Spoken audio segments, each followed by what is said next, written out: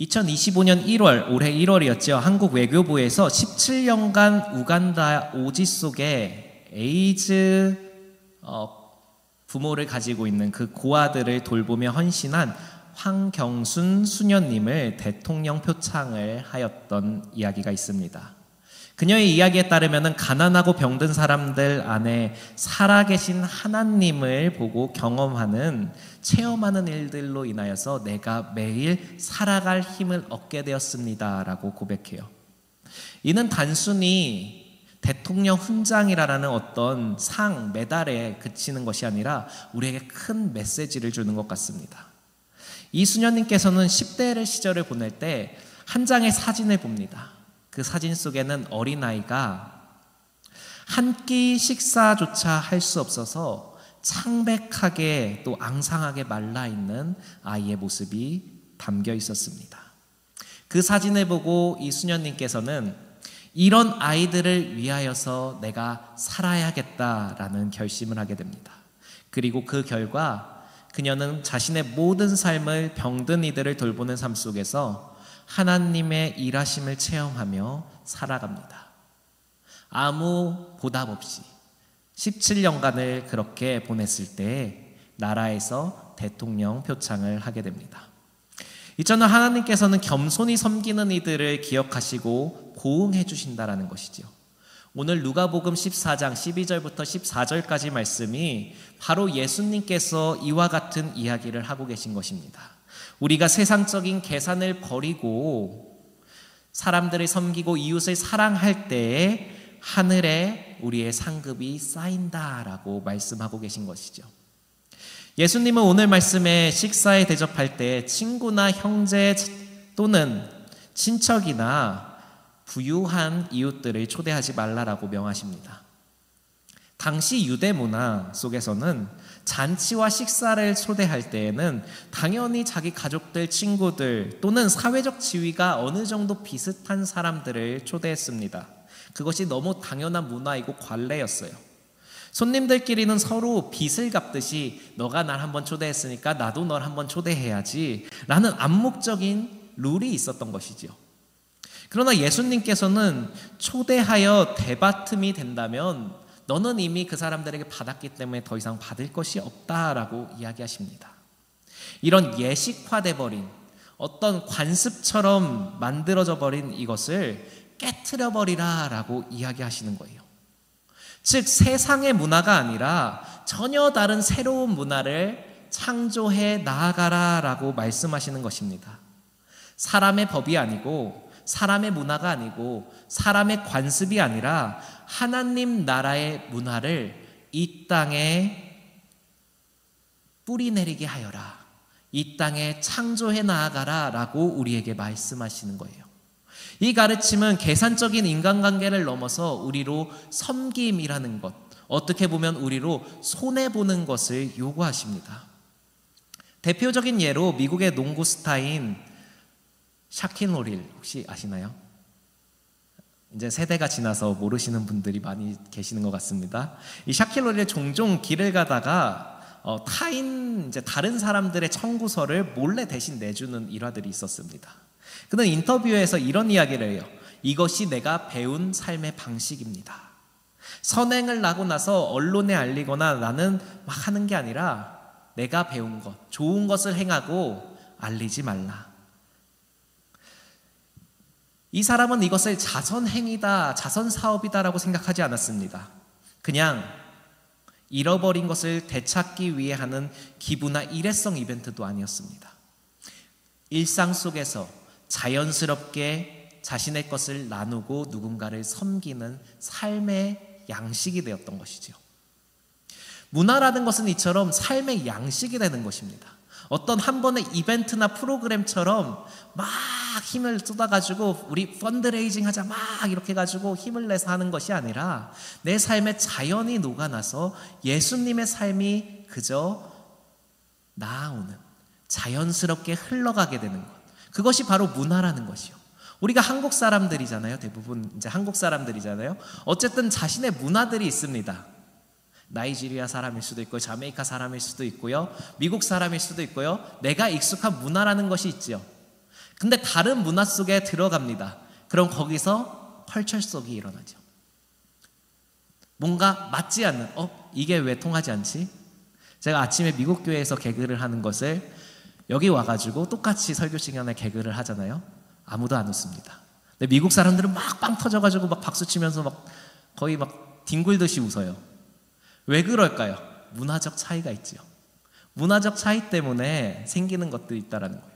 이 문화적 차이라는 건 그냥 자연스럽게 나오는 거죠. 이 자연스럽게 나오는 것. 즉 하나님 나라의 문화가 우리의 문화가 되어서 내 진짜 문화가 되어서 자연스럽게 내 삶에서 흘러나오는 거예요. 샤킬로릴이 했던 것이 바로 그것이죠. 자신의 삶이 되어서 내가 일회성 이벤트로 막 사랑의 열매 앞에 나가가지고 뭐 100억은 좀 너무 큰가요? 아무튼 뭐 이렇게 100억을 그 정도면 100억이 있으실 것 같기도 해서 100억을 이렇게 뭐 도네이션 하겠습니다 하면서 막 사진 찍고 기사 나오고 이러는 게 아니라 그냥 내 삶에서 자연스럽게 아무도 모르게 비를 대신 내주는 이런 모습들, 바로 문화를 형성해 나가는 것이죠. 우리도 누군가를 섬길 때 그 사람이 나를 언젠간 갚아주겠지라는 생각이 아니라 그저 그냥 돕는다라는 거예요. 그저 자연스럽게 돕는다라는 거죠. 사실 우리는 수도 없이 많은 것을 이미 하나님으로부터 받았습니다. 우리가 가지고 있는 것은 우리 것이 아니라 하나님께서 우리에게 주신 축복이라는 거예요. 원래는 다 하나님 것인데 그것을 우리에게 허락해 주신 것이죠. 우리가 누리는 모든 것이 그렇습니다. 우리도 하나님께로 받은 것이니 거저 받은 이것을 우리도 다른 사람들께 하나님께서 하셨듯 거주어 나눠 주는 것이죠. 예수님께서는 이어서 이렇게 말씀하십니다. 잔치를 베풀거든 차라리 가난한 사람들과 몸 불편한 사람들, 장애를 있는 사람들, 맹인들, 다리를 저는 사람들, 그런 사람들을 초대하라라고 이야기합니다. 여기서 예수님은 사회적 약자를 초대하고 그들에게 호의를 베풀라라고 이야기하고 있는 거예요. 단순히 여기 적혀있는 사람들만 초대하라는 것이 아니라 예수님께서 식사를 같이 나눈 사람들을 볼까요? 세리, 창기들, 사람들에게 소외되어지고 사람들에게 죄인이라 낙인 찍혔던 그 사람들과 함께 식사를 나눕니다. 병든 사람들, 아픈 사람들과 함께 하시죠. 예수님은 단순히 여기 적혀있는 이 4명의 부류의 사람들과 함께 친하게 지내라라고 이야기하는 게 아니라 사회적으로 약자, 사회적으로 소외되어 있는 모든 사람들에게 찾아가서 호의를 베풀어라라고 이야기합니다. 당시 사회에서는 가난하거나 장애가 있거나 죄인이다라고 취급받던 사람들은 식사의 자리에 초대되는 것을 부끄럽게 생각했습니다. 어떻게 저런 죄인들이랑 함께, 어떻게 저런 더러운 사람들이랑 부정한 사람들이랑 함께 식사를 하냐라고 이야기했던 것이죠. 바리새인들이나 부자이고 권력이 있는 사람들이 보기에는 이 사람들과 함께 식사하는 것은 부끄러운 일뿐만 아니라 심지어 죄인과 함께 교제하는 같은 죄인이 되는 일이었습니다. 그래서 그 사람들을 멀리하게 되죠. 그러나 예수님은 이런 사람들, 이 소외된 사람들이 진짜 우리의 잔치에 초대되어야 할 손님이다라고 이야기합니다. 이는 하나님의 나라의 잔치에는 누구나 평등하게 공평하게 초대되어질 수 있다라는 원리를 보여주고 계신 거예요. 우리는 권력이 높은 사람과 함께하는 식사 자리를 뭐 워렌 버핏과 함께 식사하려면 얼마를 내야 된다고 뭐 예전에 막 그런 얘기 있었던 것 같은데 뭐 그런 것들을 하기 위해서 돈을 쓰잖아요. 근데 우리가 진짜 함께 식사해야 할 사람은 그런 사람들이 아니라 정말 소외되어지고 또 불우한 환경에 있는 사람들이다 라고 예수님께서 말씀하십니다. 현실에서도 이런 가르침대로 사는 사람들이 있습니다.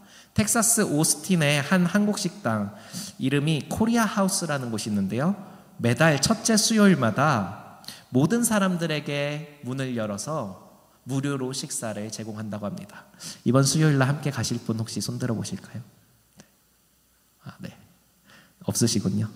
미국 교회에서는 이렇게 얘기하면 다들 막 엄청 웃거든요. 한국 교회는 지금 반응이 없잖아요. 바로 이런 문화적 차이가 우리가 있다라는 겁니다. 매월 첫째 수요일마다 함께 식사할 수 있도록 누구나 초대를 하는 거예요. 지금까지 15,000그릇이 넘는 음식을 무료로 나눠줬다고 합니다. 약 3년 정도 이 사역을 하고 있다라고 해요. 코로나 이후부터 시작해서. 이 식당 주인들이 그렇다고 경제적으로 막 엄청 부유한 사람들이냐, 막 빌 게이츠 같은 사람들이냐, 뭐 일론 머스크 같은 사람들이냐, 아니라는 거겠죠. 넉넉하지 않지만 나눌 때 하나님께서 우리에게 더 큰 것으로 보답하여 주신다라는 것을 경험하여서 그 채워주심을 믿으며 봉사하고 섬기며 이제까지 왔다라는 거예요. 이 식당을 운영하면서 이 사람들은 하나님께서 자신들에게 주신 소명을 발견하게 된 것이죠. 단순히 맛있는 음식을 만드는 것이 아니라 그 음식을 통하여서 지역사회를 섬길 수 있는 소명을 주신 거예요. 우리가 직업을 찾을 때 이런 생각들을 해야 된다는 거죠. 내가 어떤 돈 많이 버는 직업을 선택하는 것이 아니라 그렇게 해서 내가 어떻게 하나님의 나라의 문화를 이 땅에 뿌리내릴 수 있게 할 것인가, 그것을 생각하며 우리가 직업을 찾는다는 거예요. 그 안에서 소명을 발견해야 한다는 것이죠. 많은 식당들이 있지만 그 안에서 소명을 발견한 식당은 별로 없을 겁니다.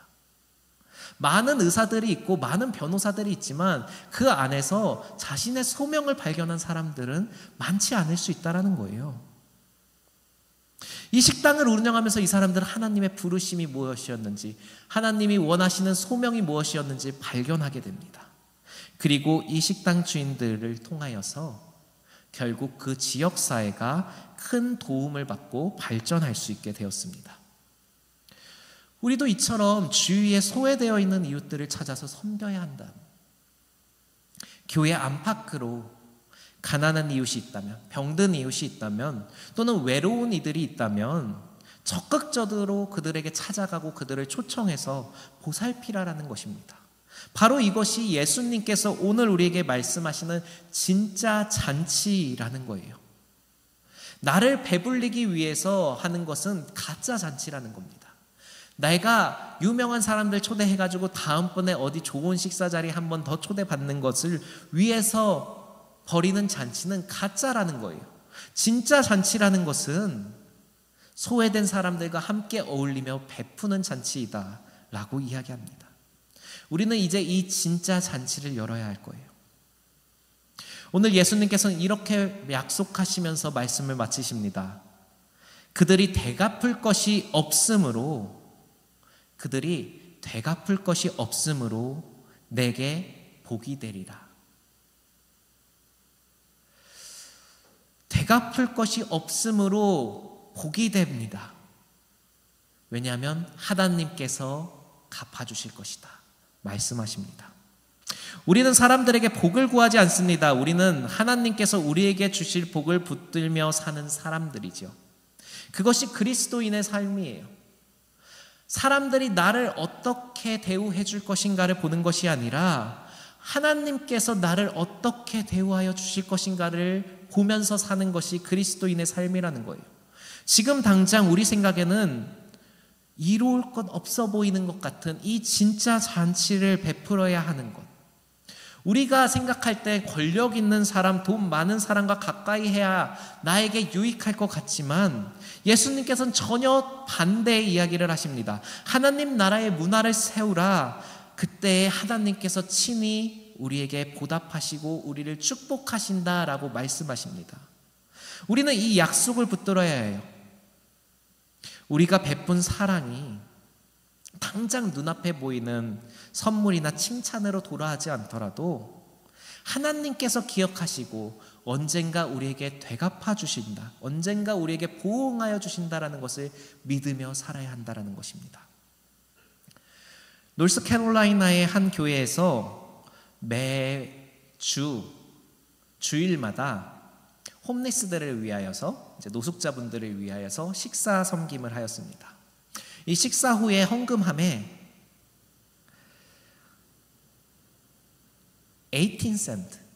18센트가 헌금 봉투에 딱 들어있었다라고 해요. 그 헌금함에 딱 담겨 있었다고 합니다. 18센트. 18달러도 아니에요. 18센트. 그 봉투 겉면에 이렇게 써 있었습니다. Please don't be mad. I don't have much. I'm homeless. God bless. 이 사람은 매 주일마다 이 교회에서 봉사로 섬겨주고 있었던 식사를 제공받고 있었던 한 노숙자분이었습니다. 이 교회에 와서 감사를 표하고 싶었던 거예요. 근데 가진 전부였던 18센트를 내려놓습니다. 교회는 가난한 사람들을 초대해서 식사를 나눠줬습니다. 교회는 가진 것 없는 사람들을 섬겼습니다. 그리고 그들에게 돌아온 것은 달랑 18센트밖에 없었습니다. 우리가 만약 이것을 경제적으로 아니면 우리가 돈으로만 생각해 본다면은, 그걸 계산해 본다면 엄청난 막심한 손해이지요. 교회는 수백 달러, 수천 달러를 들여서 매주 식사를 홈리스들에게 제공했을 겁니다. 근데 돌아온 것, 벌어들인 것은 18달러밖에 없어요. 18달러도 아니에요. 18센트밖에 없어요. 18달러도 아니에요. 센트밖에 없어요. 동전 진짜 몇 개.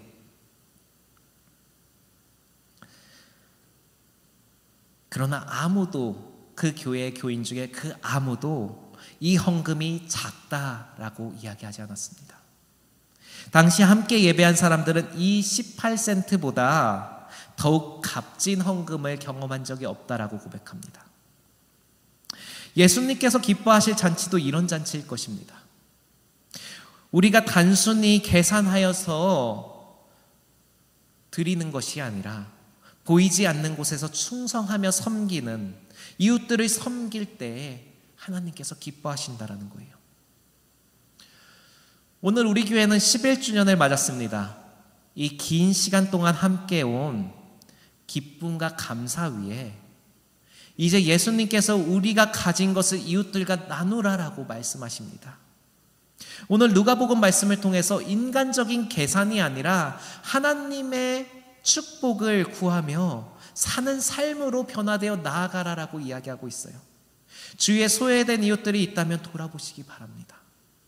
교회에 빈 곳이 있다면 여러분들, 그곳이 하나님께서 여러분에게 주시는 사명의 자리입니다.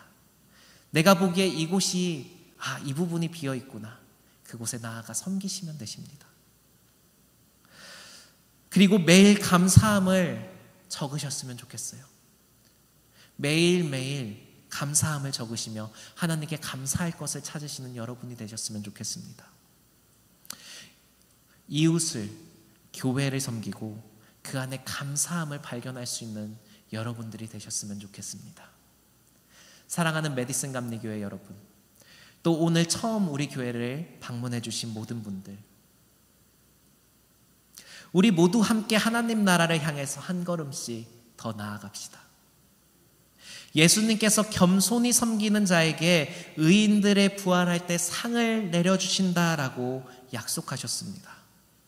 교회 창립 11주년을 맞아 감사하며 우리 역시 더 이상 계산하지 않고 기쁘며 감사함으로 베풀며 살아가는, 그리고 그 안에서 하나님을 경험하시는 모두가 되시기를 축복합니다.